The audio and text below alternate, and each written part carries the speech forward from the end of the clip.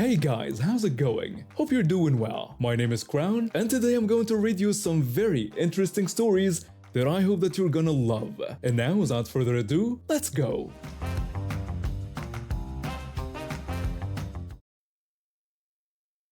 Today was one of those days where you just think, wow, people really suck sometimes. I've been living in this country for about 7 years now. I came here for better opportunities, learned the language, got a job, fell in love, and now have a beautiful 2-year-old son. My life isn't perfect, but I've worked hard to build it. Most days I feel confident navigating this new culture, but sometimes I'm reminded that I'm still seen as an outsider. It happened in a shopping center parking lot. I had just finished grocery shopping with my toddler and was getting out of my car when a sudden gust of wind caught my door. The door gently swung wider than I intended, and it barely touched the car parked next to mine. I immediately checked for damage. There was no visible dent, just a possible mark that might even wipe away. Still, I believe in taking responsibility, so I waited by the car to speak with the owner. When a woman approached the car, I immediately apologized and explained about the wind catching my door. I told her I didn't see any damage but offered to exchange information just in case. Her expression changed instantly, eyes narrowing. She refused my explanation and claimed something similar had happened before that cost her $2,000. She emphasized that her car was new. I acknowledged her concern and repeated my willingness to provide my insurance information. She began examining her car, running her finger along the spot where my door had touched. Then she moved further down the side of her car, pointing at a completely different mark. She accused me, saying that mark was from my door too. I explained that wasn't possible since my door only touched one spot, not the area further down she was pointing to. She got defensive and asked if I was calling her a liar, emphasizing again that her car was brand new. Before I could respond, she pulled out her phone and started filming me. I was startled by this escalation and questioned why she was filming me. She told me she was documenting everything and threatened to call the police. My toddler, who had been quietly sitting in his car seat, started crying, confused by the raised voices and tension. The sound of his distress made my heart race. I tried to stay calm while juggling my phone to pull up my insurance app. I pleaded with her to stop filming my child, who was getting upset. She responded that I should have thought about that before damaging her car. I could feel tears threatening to spill, but I took a deep breath. My son's cries were getting louder, and this woman was still pointing her camera at us. I told her I was going to call the police myself since the situation was getting out of hand. I dialed 911, explaining the situation. The dispatcher told me they'd send someone shortly. I showed the woman my phone screen. She immediately accused me of banging on her window, which I never did. I clarified that I was just showing her I had called 911. She then falsely claimed I was leaving my child locked in the car without air circulation. I corrected her, explaining the window was cracked, the AC was on, and I was standing right there. I went back to my car to comfort my son, who by now was screaming and crying from the stress. Through the window, I could see she was still filming us. This moment broke me. My son's little face was red and tear-stained, and he was reaching for me, confused and frightened. When I mentioned my insurance was USAA, she claimed she had the same insurance. Later, when the police arrived, she showed her Geico insurance card. It was just another strange lie. When the police arrived, she immediately approached them and accused me of damaging her car and locking my child in the car without proper air. The officer asked her to calm down and said they would talk to both parties separately. The officer looked at both cars, took our statements, and concluded it was a minor incident that should be handled through insurance. He told us to exchange information and contact our insurance companies. My husband arrived by Uber while we were finishing up with the police. When he walked over, I felt relief wash over me. For the first time during this whole interaction, I didn't feel alone. The woman became noticeably less aggressive when my husband arrived. She took my information and walked away without another word. I'm still feeling the stress hours later, but I'm proud of how I handled it. I didn't yell. I didn't film her back. I didn't escalate. I protected my son and kept my dignity. Because I want him to grow up knowing we do not back down from unfairness. We do not let people shame us into silence. And even when our hearts are pounding, we speak up. I have a story about a woman who accused me of faking my pregnancy. I'm 21 years old and 5 months pregnant with my first child. My husband and I were happy when we found out, even though we're younger than most parents these days. Being young and pregnant has challenges. People often give me strange looks or make comments about my age. I've gotten used to ignoring them, but sometimes the judgment is hard to ignore. Last Saturday, I went to the local supermarket for groceries. I was wearing a t-shirt that showed my baby bump. Nothing unusual happened until I reached the checkout line. The store allowed pregnant women to use priority checkout lines. I was tired that day, so I used this service. As I stood in line, I felt someone staring at me. I turned around and saw a middle-aged woman with a short, highlighted haircut looking at me. She walked up to me and told me that this line was for pregnant women only. I said I knew that, which was why I was standing there. She scoffed and said I couldn't possibly be more than 18 years old, asking if I thought she was stupid. I told her I was actually 21 and confirmed that, yes, I was pregnant. The woman said I was lying, mentioning that she had 3 children of her own and knew what a real baby bump looked like. She claimed that mine was clearly just a pillow or something stuffed under my shirt to get special treatment. The cashier and other customers were starting to stare, which made me uncomfortable. I told the woman that I didn't know what her problem was, but I was pregnant and asked her to leave me alone. She told me to prove I was really pregnant. I refused, saying I didn't have to prove anything, and asked her to back off. The woman said I was holding up the line with my lies and made a comment about young people thinking they can get away with anything. I tried to ignore her and turned back to the cashier, hoping she would just go away. The cashier looked uncomfortable but continued scanning my items. Then I felt a tug at the bottom of my shirt. Before I could react, the woman had lifted my shirt up to my rib cage, showing my pregnant belly to everyone in the checkout area. This stranger had just exposed part of my body in public. The woman let out a surprised "oh." Her face changed as she stared at my real baby bump. There was a moment of silence in the store. Everyone was watching. I felt violated, humiliated, and angry. I swung my hand and slapped her across the face. She yelled at me, asking how I dared to hit her, and said she was just checking. I shouted back that she had assaulted me by pulling up my shirt without my permission. She started to say that I shouldn't be pretending, but I cut her off, saying I wasn't pretending anything and that she had no right to touch me. 2 security guards had rushed over. I was shaking and about to cry. One of the security guards asked what was going on. I told him that this woman had just assaulted me by forcibly lifting my shirt to show my stomach because she didn't believe I was pregnant. The woman tried to come toward me again, but the second security guard held her back. She said I was lying and mentioned that I had hit her, demanding that I be arrested. The security guard told her to calm down, but she refused, asking if they knew who her husband was and saying he was a lawyer. Several customers who saw everything stepped forward. One customer said they had seen everything and that I was telling the truth about the woman pulling up my shirt without permission. Another customer agreed that it was inappropriate and pointed out that I had only slapped her after being assaulted first. The security guards separated us while they called the police. I was taken to the manager's office where I called my husband. He arrived just before the police did, and I was grateful to have his support. When the police officers arrived, they took statements from me, the woman, the security guards, and several witnesses. The store's security cameras had recorded the incident.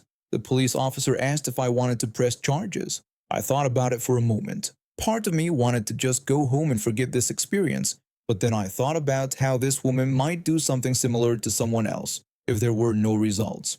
I told the officer that yes, I wanted to press charges. The woman said I couldn't be serious and claimed she was just making sure I wasn't lying. The police officer told her that she was being charged with assault and explained that she couldn't just touch people or expose their bodies without consent. The woman called it ridiculous and demanded to speak to the officer's supervisor. The police officer ignored her demands and continued taking my statement. She was taken out of the store by the second officer, still yelling about how unfair everything was and how she was going to sue everyone. In the days after the incident, I filed a complaint and followed through with the charges. The woman was charged with assault and had to pay a fine and was banned from the store. The whole experience shook me, but it also made me realize how important it is to stand up for yourself when someone crosses your boundaries. My husband and I decided to take a birthing class after that, where we met other young parents who shared similar stories of judgment and comments about their pregnancies. Now, at 7 months pregnant, I'm more confident in handling unwanted attention or comments.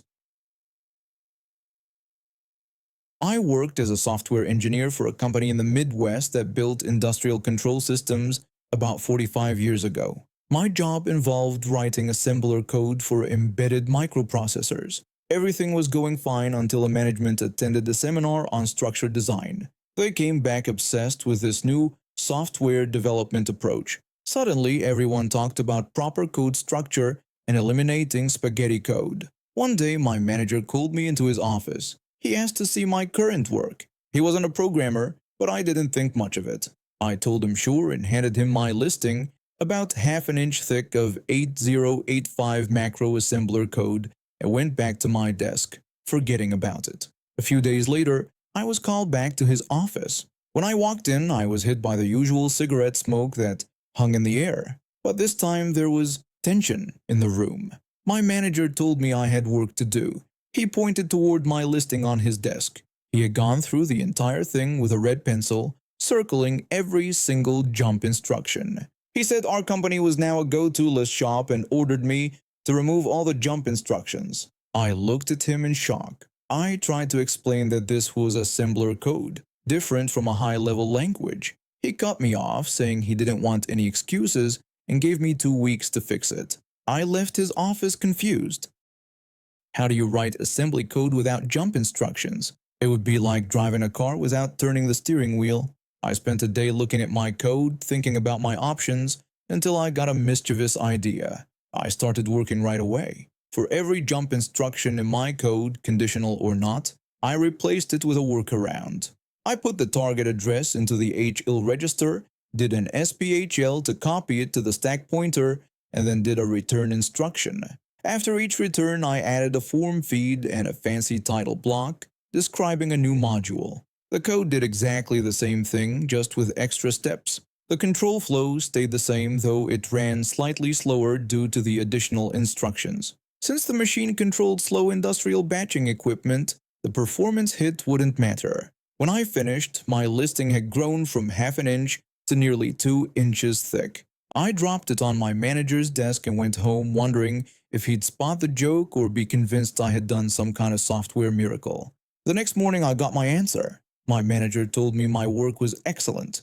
He said he was impressed that I had implemented structured design principles. Suddenly, I was the office expert on your Don and Constantine principles, and my application went into distribution without questions. Shortly after, I quit to work on an engineering textbook and other projects that interested me more. I forgot about my trick until about 3 years later. I was pedaling across the United States on a computerized recumbent bicycle when I got a message from someone at my old company. He was a new employee in charge of the legacy system I had created, and he was having trouble understanding my code. I called him back from a payphone in Texas. The new employee sounded bewildered. He asked if I had written the control system code and said he couldn't understand what I was doing in the code. He sounded confused and I laughed. I told him there was only one thing he needed to know. I then told him the story about my manager and the structured design hack. By the end, he was laughing so hard I could barely understand him. He said that explained everything and mentioned they had fired that manager long ago. He thought it was the funniest thing he'd heard in his career. He promised to keep my secret about the virtual software modules, and for decades, he did. But it's been almost half a century now, so I guess the time limit on programmer pranks has expired. When you've been wronged badly enough, you start to see things differently. For 3 years, I worked at a prestigious marketing firm downtown. Their logo is plastered across half the billboards in the city. Everyone knows them. They pride themselves on their elite image and connections with high-end clients.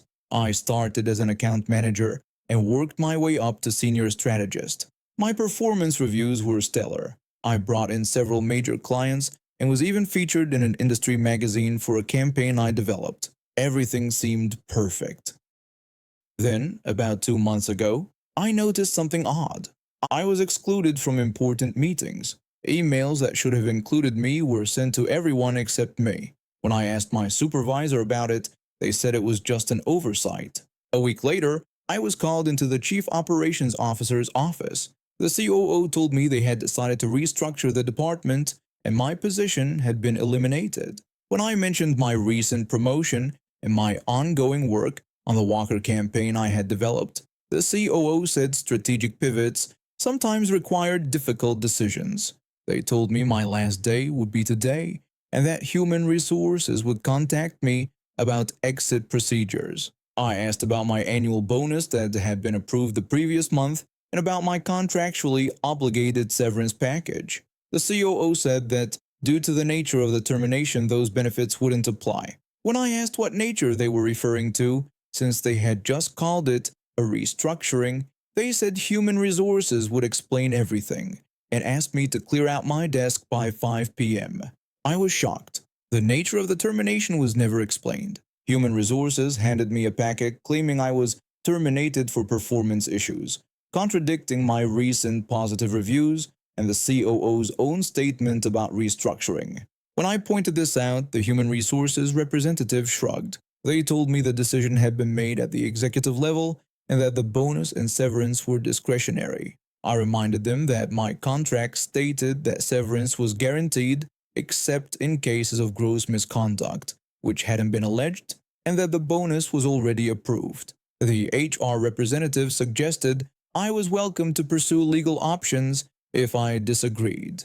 Their tone made it clear they thought I wouldn't fight back. They were wrong. I contacted an attorney who confirmed what I already knew. They were violating our contract. But legal battles take time and I knew these executives would drag it out as long as possible, hoping I'd give up or run out of money. That's when I remembered the closet in my apartment. Over 3 years, I'd accumulated a collection of company-branded merchandise, jackets, shirts, hats, scarves, backpacks, all with their distinctive logo prominently displayed. The company was obsessive about their image and regularly distributed high-quality swag to employees for brand promotion. I'd never had much use for it all. But now I had an idea. The company headquarters is in a part of town where several homeless people regularly gather. Not because they want to be there, but because the nearby shelter is always at capacity and the small park provides some refuge. The executives complained about this constantly, not out of concern for the homeless individuals, but because they thought it damaged the company's prestigious image. They'd even tried to pressure the city council to increase police patrols to move the problem elsewhere. I spent a Saturday sorting through my collection. The next day, I loaded everything into my car and drove downtown. I approached the first person I saw near the park. I asked if they would be interested in some warm clothes, explaining that I had extras. They responded with surprise and gratitude, saying that would be amazing because it was getting cold at night. I told them to take whatever they could use and mentioned I had more if they knew others who might need some. I distributed the entire collection, about 30 items in total, to the homeless community near the headquarters. High-quality winter jackets with the company logo across the back, beanies with the embroidered company name, shirts, scarves, backpacks, all branded. The following Monday, I received a text from my former colleague. They asked if I was responsible for what was happening and explained that the executives were freaking out because every homeless person around the building was wearing company gear. They said the CEO nearly had an aneurysm that morning. I smiled but didn't respond. By Wednesday, the story got better. My former colleague texted again with news that the executives had tried to offer money to get the clothes back, but nobody would take it because these were quality warm clothes for winter. They described how the marketing director looked upset when 3 people in company jackets were sitting outside during a client meeting. The local business paper even ran a small story about the unexpected corporate philanthropy of the company suddenly providing high-quality clothing to the homeless community. A reporter tried to contact the company for comment about their community outreach initiative, but they declined to respond. My attorney tells me we have a strong case, and the company will likely have to pay what they owe me plus damages. But the look on their faces every time they see their logo on someone they tried so hard to ignore, that's already worth quite a lot. And now we have reached the end of today's stories. Thank you for watching, and see you next time.